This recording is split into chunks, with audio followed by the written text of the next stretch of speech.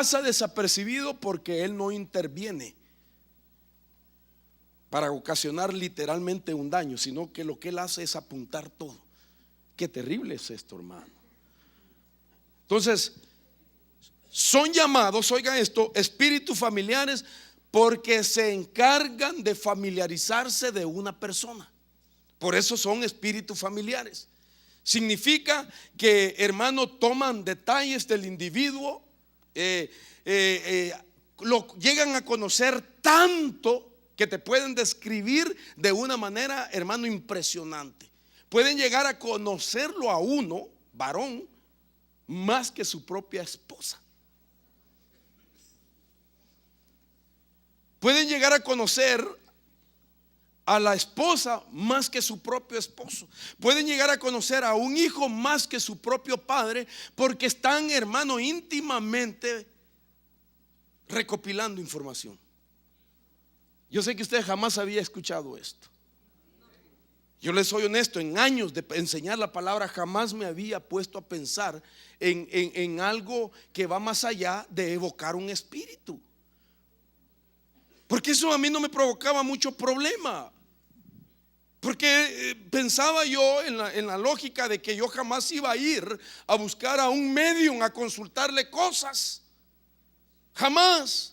Sabía que existía la prohibición de la Biblia, que Dios, hermano, había dado instrucciones específicas a Israel que no consultara. Pero ¿por qué Dios enfatiza tanto en el Antiguo Testamento? Deuteronomio 14, Levítico 26, hermano, más de 20 pasajes donde Dios dice no buscar a los espiritistas, no buscar a los medium. ¿Por qué? Porque era más profundo que el solo hecho que una persona fuera posesionada por un espíritu que se hacía pasar por alguien que estaba allá fuera del mundo de los vivos. Porque esa persona, cuando es traída a través de un vaso, puede llegar a hablar de secretos guardados por el ser humano y a dar detalles de la vida de una persona.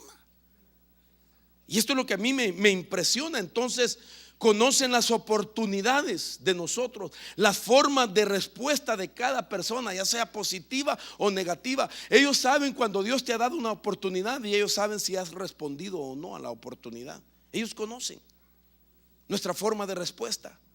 Ellos, hermano, poseen, oiga esto, poseen los cuerpos, tercer punto, poseen los cuerpos de personas que vienen a ser los medium para que hable el espíritu familiar. Entonces, una persona que llama a un espíritu del mundo de los muertos, esta persona sí sabe lo que es un espíritu familiar. Ellos saben perfectamente que al evocar a un espíritu, saben que va a revelar mensajes que no tuvo el muerto mientras estaba con vida de hablar de algún asunto. Ellos conocen perfectamente de que pueden revelar aspectos de la vida de una persona y traer algún mensaje. Yo oí que habían hermanos que habían venido de México, ¿verdad? Esta noche. México ahora es, por ejemplo, los artistas en México están funcionando de esa forma. Fallece alguien de la familia y ellos les duele la partida de ese familiar, pero ellos mantienen esperanza de que se pueden llegar a comunicar cada vez que lo solicitan, y ese se está convirtiendo como en una cultura dentro del mundo artístico en México. Es normal para ellos. ¿Se puede imaginar? Ahora, mire esto. 1 Samuel 28:7, quiero volver a leer. Entonces Saúl dijo a sus siervos: buscad una mujer que sea medium. Biblia en inglés dice que tenga un espíritu familiar para ir a consultarla. Y sus siervos le dijeron: he aquí hay una mujer en Endor que es medium. Saúl conocía perfectamente cómo operaban estas personas, y por eso es que él las había arrasado, hermano, durante sus días de reinado. Pero llegaba a conocer tanto de ellas que cuando ya Dios no habla, entonces viene y solicita la intervención de ellos para que les trajera un mensaje que él esperaba oír como una oportunidad que Dios le estaría brindando. Sin embargo, como el espíritu medium recopila toda la información, no vino, hermano, a darle un mensaje diferente, sino que lo que habían oído, lo que sabían de Saúl, fue específicamente lo que le respondió el medium. O sea, lo que estoy tratando de decir es lo siguiente: hermano, no traen otro mensaje, sino específicamente detalles de la vida de cada individuo. Esto es lo impresionante. Son encargados de supervisar todo movimiento de una persona. Eso implica hábitos, nuevamente costumbres, nuevamente ambientes, motivaciones y debilidades de una persona. Ellos se encargan, ellos operan a través de la observación. Ellos ni hacen ruido. Su tarea es solamente observar. Su tarea solamente es recopilar información de una persona. Pueden incluso detectar áreas que no han sido sojuzgadas al Señor Jesús todavía. Descubren los apetitos de las personas, y no le estoy hablando de comida secular, sino que saben cuáles son tus apetitos en el alma. Descubren eso. Pueden llegar a saber lo que tu alma carnalmente desea. Ellos saben el tiempo que una persona se toma para renunciar a una influencia. Ellos saben cuánto tiempo una persona puede estar meditando en un aspecto negativo que también es sugerida por otro espíritu a los cuales ellos le han informado. Ellos saben, hermano, la rapidez con que alguien, hermano, cuando le lanzan un dardo, inmediatamente renuncia en el nombre de Jesús. Ellos saben el tiempo que una persona se tarda en renunciar a alguna influencia que le ha venido y que medita un día, 2 días en el asunto. Ellos saben cuánto tiempo el hombre desarrolla una forma de guerra espiritual para no permitir que aquella influencia haga como un nido en su corazón. Ellos saben todo eso, porque, repito, son los encargados de supervisar todo movimiento en la persona. El espíritu familiar, oiga esto, también tiene una red de comunicación. Eso significa de que ellos pueden comunicarle a otro espíritu familiar de otra persona y hacer de que, si aquella persona tiene el mismo problema que la persona A, la persona B, puedan reunirse ambos y concertar el pecado, porque ambos tienen el mismo conflicto. ¿Me doy a entender? ¿Cómo opera un espíritu de violador? No crea que un violador al azar toma a una persona. No, hermanos.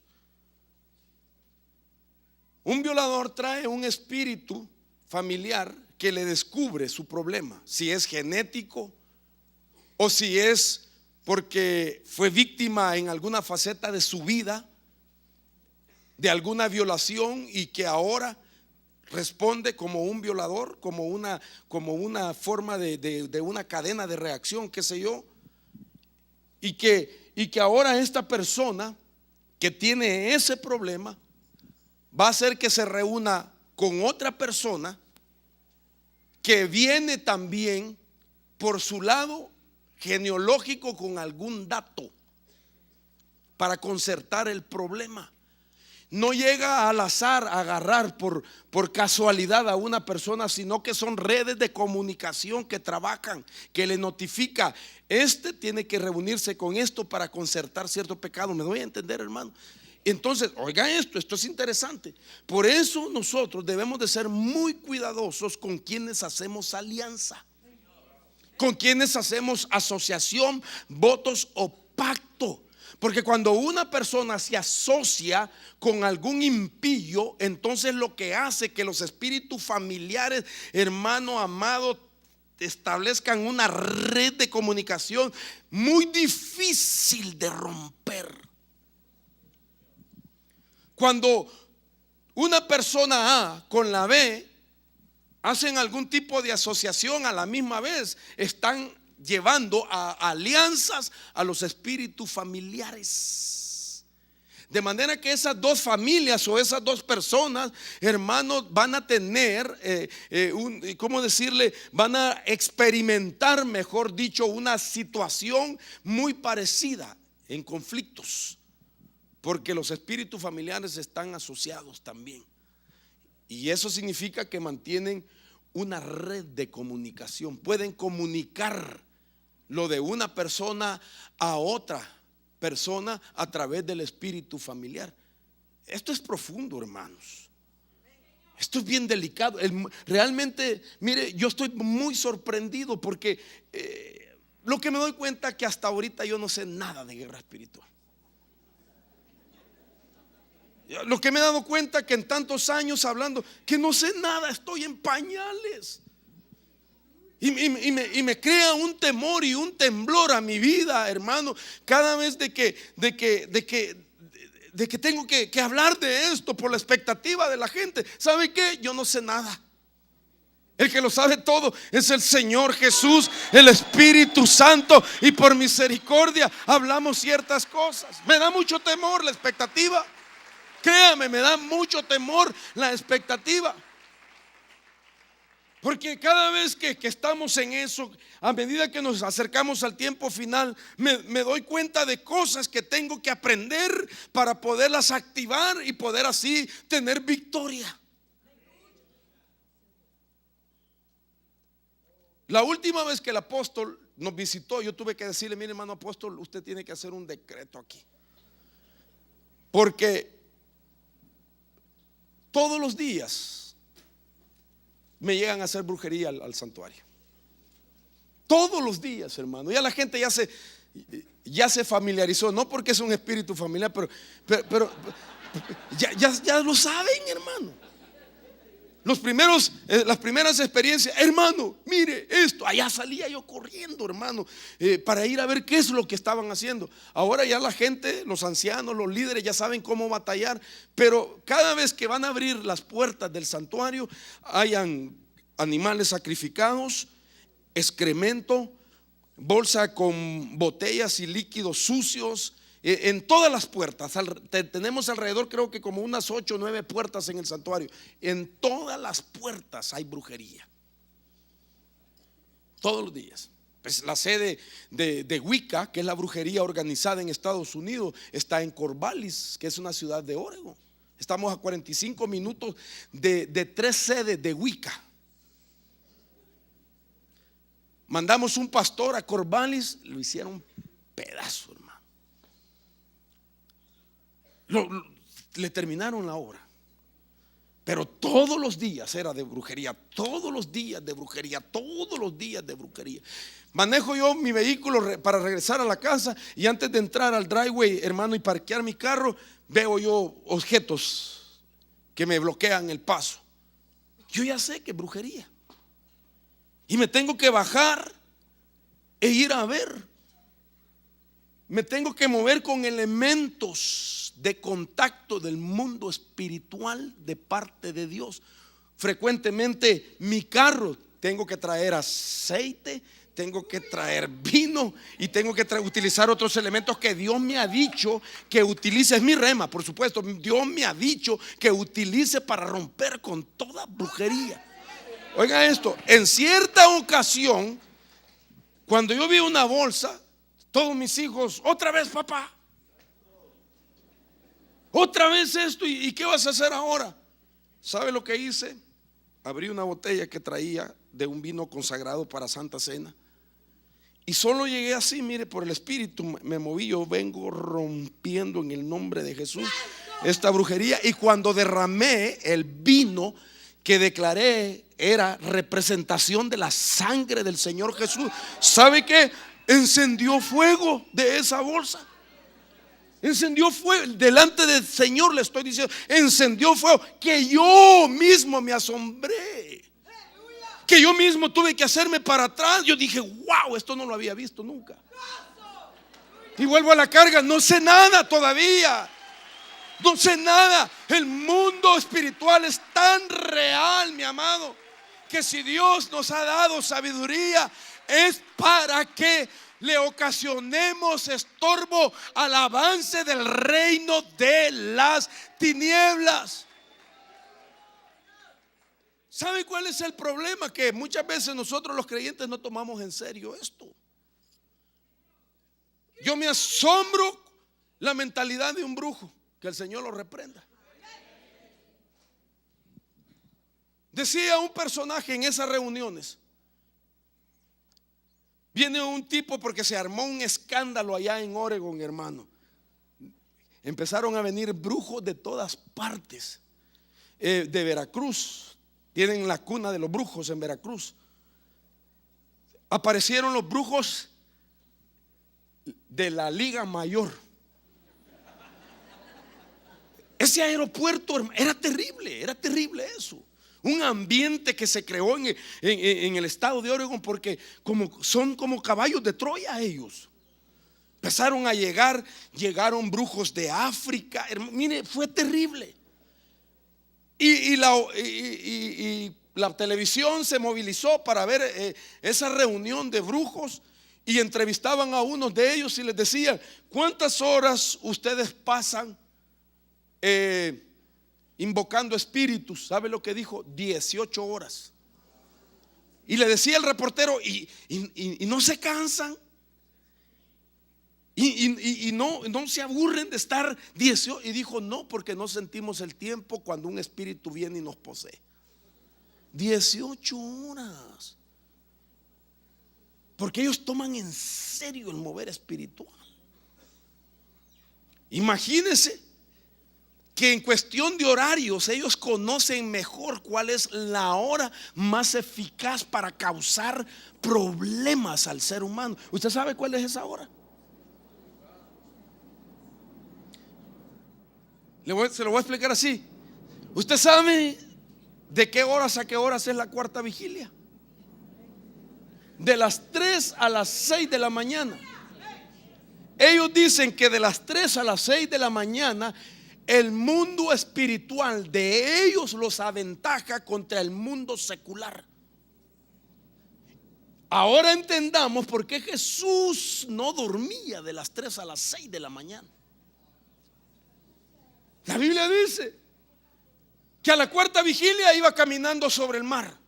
Y aquellos dijeron: un fantasma. ¿Qué sabían ellos?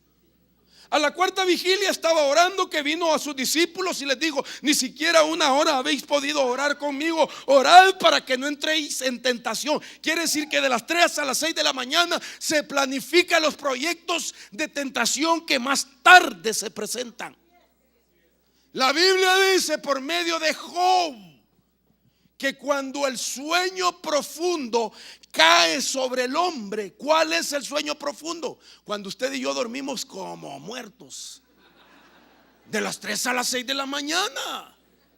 De las 3 a las 6 de la mañana usted tiene sueños que no se interrumpen. Antes de las 3 usted tiene sueños de 5 minutos, de 10 minutos y se interrumpen. Pero a esa hora Job reveló 2 veces, dijo Job, uno en el capítulo 4 dice que cuando el sueño profundo cae sobre los hombres, dijo: vino un espíritu que pasó a mi lado, me erizó toda la piel y me dijo que Dios no confía ni siquiera en sus siervos, mucho menos en el hombre.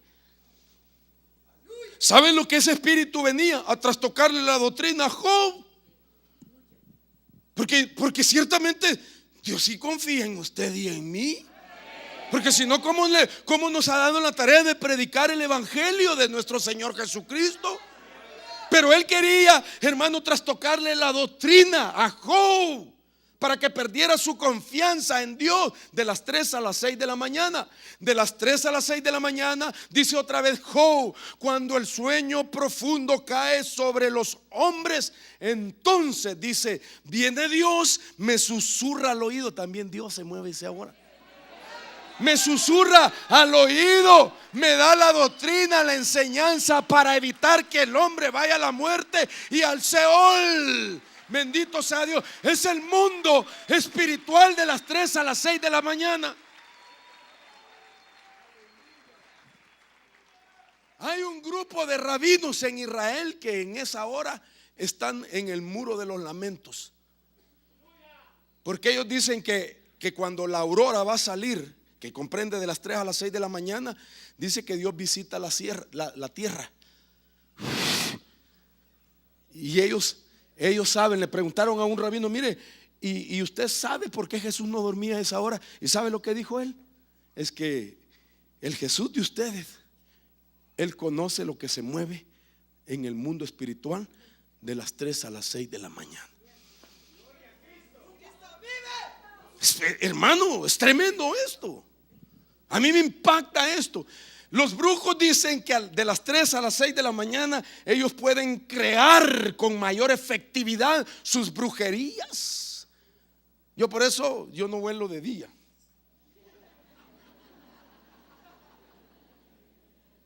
Siempre que me hablan de viajar, cómprenme el pasaje de noche, porque pues algo he aprendido, ¿verdad? Y quiero estar despierto. Yo le dije al Señor un día, Señor, despiértame a las 3 de la mañana. Ay, hermano, con Dios no se juega. Y yo tengo así por mi cama, tengo las fotos de mis hijos. Así están así pegaditas y todo en mi cama. Cuando me despierto los miro y los bendigo. ¿Sabe cómo me despertó el Señor? Con un cuadrazo. A las 3 en punto de la mañana, ¡pum!, me cayó un cuadro de ellos y me desperté. Y yo dije, Dios mío, ¿qué pasó? Y me acordé, las 3 de la mañana. Las autoridades en Estados Unidos dicen que intensifican más el patrullaje de las 3 a las 6 de la mañana porque hay más asaltos, más violaciones. Los médicos en Estados Unidos dicen que de las 3 a las 6 de la mañana se define la condición de salud de una persona, o fallecen o se recuperan. Es un mover espiritual. Y Jesús, búsquenlo en la Biblia, todo el tiempo estaba despierto. De las 3 a las 6 de la mañana. ¿Qué sabía mi Señor Jesús de lo que se mueve a esa hora? Pero usted vaya a dormirse tranquilo en esta noche en el nombre de Jesús hoy. No se vaya a poner ahí nervioso. Vaya en paz a descansar, a reposar y entregarse en las manos del Señor. Bendito sea Dios. A no ser que Dios lo levante como intercesor, a clamar, a gemir, a orar, a decretar por su familia, por la iglesia, por el ministro que nos cubre. Bendito sea Dios. Oiga esto, hermano amado. Es terrible el mundo espiritual. Realmente, hermano, meterse en esa área es descubrir muchas cosas con la intención de volverte más eficaz con lo que ya Dios te dio. Dios ya nos dio a nosotros las armas. Dios ya nos revistió con esas armas. Ahora hay que aprender a usarlas en el nombre poderoso de Jesús. Y la razón por qué usarlas con el celo de Dios, porque estamos en una batalla que ya no es luz contra tiniebla, sino que es luz contra luz. Yo aprendí del apóstol de que por ejemplo, el don de discernimiento no opera 24 horas al día, como quisiéramos. Y eso también me deja ver a mí que yo no veo a una persona profetizando 24 horas al día en el don, ni interpretando lenguas 24 horas al día en el don. ¿Me entiende? Porque aunque es sobrenatural el don, no operan las 24 horas. Por eso el apóstol Pablo 2 veces habla y dice que al discernimiento le añadamos conocimiento. En otra oportunidad dice, al conocimiento añádele sabiduría. Entonces, cuando yo el don de discernimiento para probar si los espíritus vienen de Dios, le añado el conocimiento que a través de la palabra me está viniendo, entonces sí yo puedo activar el discernimiento en cualquier momento. Pero si yo no tengo el conocimiento, sencillamente el discernimiento se activa por voluntad de Dios. Pero cuando yo ya tengo el conocimiento y la sabiduría, entonces sí yo lo puedo activar cuantas veces requiera para poder detectar, hermano amado, algo que no viene de Dios. Bendito sea su nombre. Y eso es lo que el Señor me está permitiendo entender un poquito. Con los años de venir viendo cosas y aprender. Mire, aprendiendo, he cometido muchos errores, hermano. Muchos errores, hermano. Y ahora con las experiencias yo ya voy un poco más cuidadoso y ser más efectivo con lo que estamos haciendo. Los espíritus familiares forman confederaciones que persiguen las actividades de las personas. Vuelvo a la carga, capaces de detectar la debilidad de la persona, sus gustos, sus pasiones, lo que molesta, incluso lo que va a obtener a una persona, lo que lo distrae, los deseos y las ambiciones. Oiga todo esto. Conoce tus motivaciones también. Todo eso lo saben ellos. Los espíritus familiares tienen asignamiento regional, culturales e individuales. Tengo base bíblica, Marcos 5, del 1 al 10.